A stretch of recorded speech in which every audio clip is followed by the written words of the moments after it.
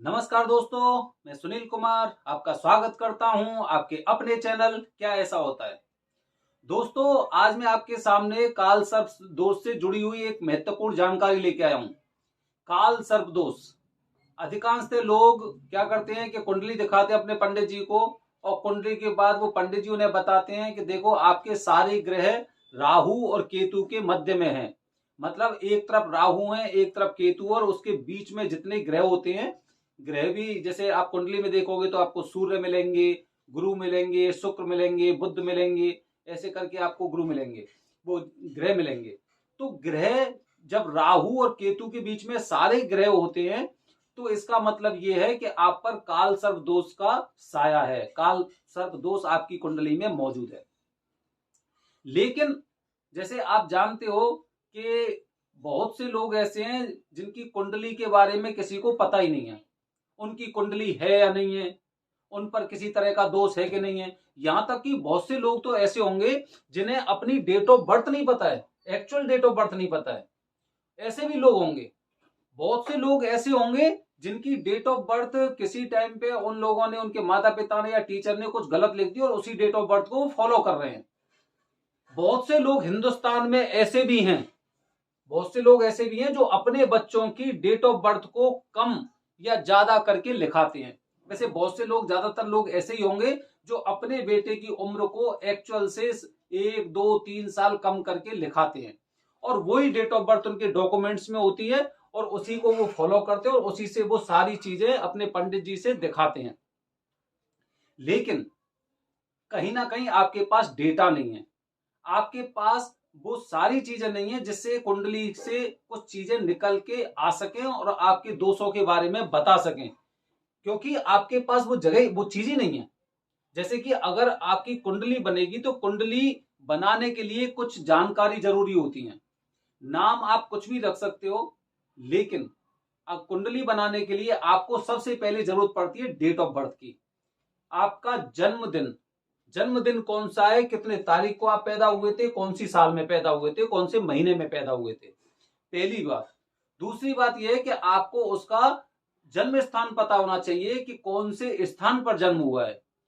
Proper तरीके से अगर कोई इंसान जैसे आगरा का पैदा हुआ है तो वो आगरा वहां पे नोट करेंगे, पंडित जी महाराज उस पत्रा के अनुसार देखते हैं। किसी का जन्म अगर ऋषिकेश में हुआ है तो वहां का अकॉर्डिंग होगा, क्योंकि जो होते ना वो अक्षांश और देशांतर, उसके अनुसार भी चीजें निर्भर करती हैं।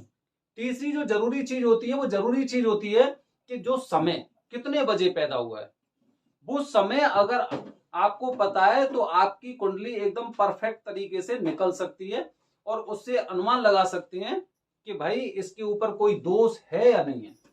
और चौथी चीज वही जो एकदम नेचुरल है कि मेल और फीमेल। तो दोस्तों, ये 4 तरह की जानकारी चाहिए होती है किसी इंसान की कुंडली के लिए, और उससे पता चल जाता है कि कौन सा ग्रह कौन से स्थान में बैठा हुआ है, उस पर मंगल का दोष है या शनि की कुछ महादशा चल रही है उसकी कुंडली में, या काल सर्प दोष है, या कुछ भी है, कुंडली से पता चलता है। लेकिन जब मैंने आपको बताया कि बहुत से लोग, अधिकांशतः ऐसे भी होंगे जिनको डेट ऑफ बर्थ ही नहीं पता है। आज के समय में भी ऐसे लोग हैं जिन्हें अपनी जन्म दिनांक नहीं पता है, जन्म का महीना नहीं पता है, उन्हें अपनी साल नहीं पता है, उन्हें समय भी नहीं पता है। तो उनके लिए बड़ा मुश्किल होता है कि कुंडली बने, और कुंडली नहीं बनेगी तो उन्हें पता नहीं चलेगा। आज दोस्तों मैं अपनी वीडियो के माध्यम से लेके आया हूं, अगर किसी इंसान की कुंडली नहीं बनी हुई है तो उसके बावजूद भी कुछ ऐसे दोष होते हैं, जैसे कालसर्प दोष हो गया, या फिर जैसे कि उनकी कुंडली में मंगल दोष हो गया, कि बहुत से लोग कहते हैं मंगली है, या फिर शनि की महादशा है, या फिर कौन सा ग्रह कमजोर है। तो मैं आज यहां पर आपसे बात कर रहा हूं कालसर्प दोष के बारे में, कि अगर आपकी कुंडली नहीं बनी हुई है, अगर आपके पास वो जानकारी नहीं है जिससे कुंडली बनाई जा सके, तो हमें कालसर्प दोष के बारे में कैसे कैसे पता चलेगा। कुछ आवास होता है, हमारे अंदर कुछ सेंस भी होते हैं, उस सेंस के अनुसार वो हमें बताते हैं कि आपकी कुंडली में कालसर्प दोष है या नहीं है। दोस्तों, अब मैं आपको बता रहा हूं, ध्यान लगा के, गौर लगा के सुनिए। बहुत से लोग ऐसे होते हैं जिन्हें सपने में सांप ही सांप दिखाई देते हैं, हर दूसरे दिन, तीसरे दिन या फिर महीने में, 15 दिन में, या फिर अमावस्या को या पूर्णिमा को, उन लोगों को सपने में या फिर जैसी आंख बंद होती है तो उन्हें सपने सांप दिखाई देते हैं। सांप दिखाई देंगे, रंग बिरंगे सांप दिखाई देंगे, और हर जगह सांप ही सांप दिखाई देंगे। बहुत सी बार ऐसा होता है बहुत बड़ा सांप है जो उनके पीछे पड़ गया है।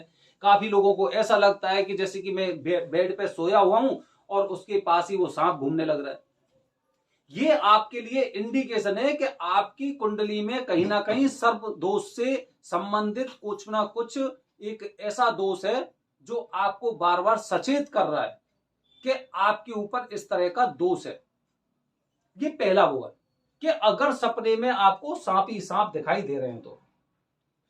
दोस्तों, अगला वो बता रहा हूं मैं, अगला संकेत क्या होता है कि जैसे ही सावन का महीना शुरू होता है, सावन का महीना जैसे ही शुरू होगा तो आप समझ लो कि आपके साथ कुछ ऐसी मतलब एक ऊंच नीच हो सकती है कि आप ये कहेंगे कि अब तक सब चीज ठीक चल रही थी, लेकिन हमेशा सावन के महीने में ही ऐसा क्यों होता है।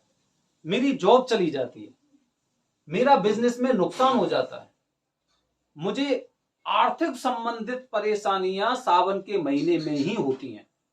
इसका मतलब क्या हुआ? इसका मतलब यह हुआ कि आपकी कुंडली में कालसर्प दोष है, मौजूद है। अगर कालसर्प दोष आपकी कुंडली में मौजूद है तो इससे आप अनुमान लगा सकते हैं कि भाई आपके साथ ऐसी चीजें ऊंच नीच हो सकती हैं। आप पूरी साल बहुत अच्छा परफॉर्म कर रहे हो, जैसे ही सावन का महीना शुरू होने वाला होता है तो बस आपकी जॉब एकदम खतरे में आ जाती है, आपका बिजनेस व्यवसाय पूरी तरह से खतरे में आ जाता है। ये कुछ ऐसी जानकारी हैं जो हमें संकेत देती हैं कालसर्प दोष का।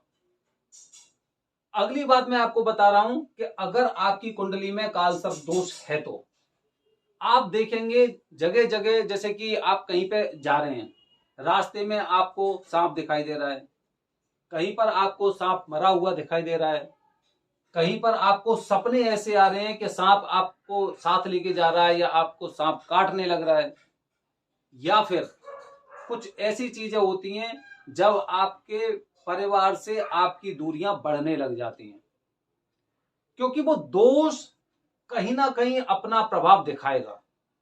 आपको सपने के माध्यम से, आपको व्यवसाय या रोजगार के माध्यम से, या आपको समाज के माध्यम से। ये तीन ही ऐसी स्टेज होती हैं कालसर्प दोष के बारे में हमें जो जानकारी, जो पूर्वानुमान होते हैं, जो आभास होते हैं।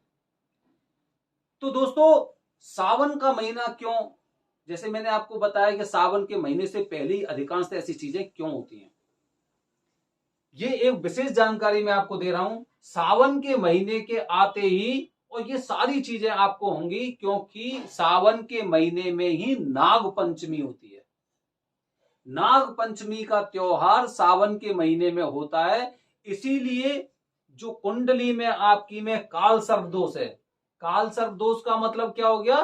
कालसर्प दोष का मतलब हो गया कि कुंडली में कहीं ना कहीं आपके जो 9 नाग होते हैं, 9 नाग में से कोई ना कोई एक दोष है आपके अंदर, जिसकी वजह से आपके साथ ये सारी चीजें हो रही हैं।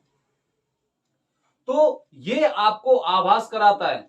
आप इस बात को हमेशा ध्यान रखना कि अगर आपको सावन के महीने से थोड़ा सा पहले या सावन के महीने के दौरान अगर ऐसी चीजें आपकी जिंदगी में हो रही हैं तो इसका मतलब यह है कि आपकी कुंडली में कुछ ना कुछ, चाहे वो आंशिक रूप से हो या पूर्णतः रूप से हो, तो आपकी कुंडली में कालसर्प दोष है। दोस्तों, इस तरह से आप अनुमान लगा सकते हैं कि कालसर्प दोष आपकी कुंडली में है या नहीं है, आपके जीवन में है कि नहीं है, क्योंकि जो चीजें कुंडली में होंगी वही चीजें जीवन में घटित होती हैं।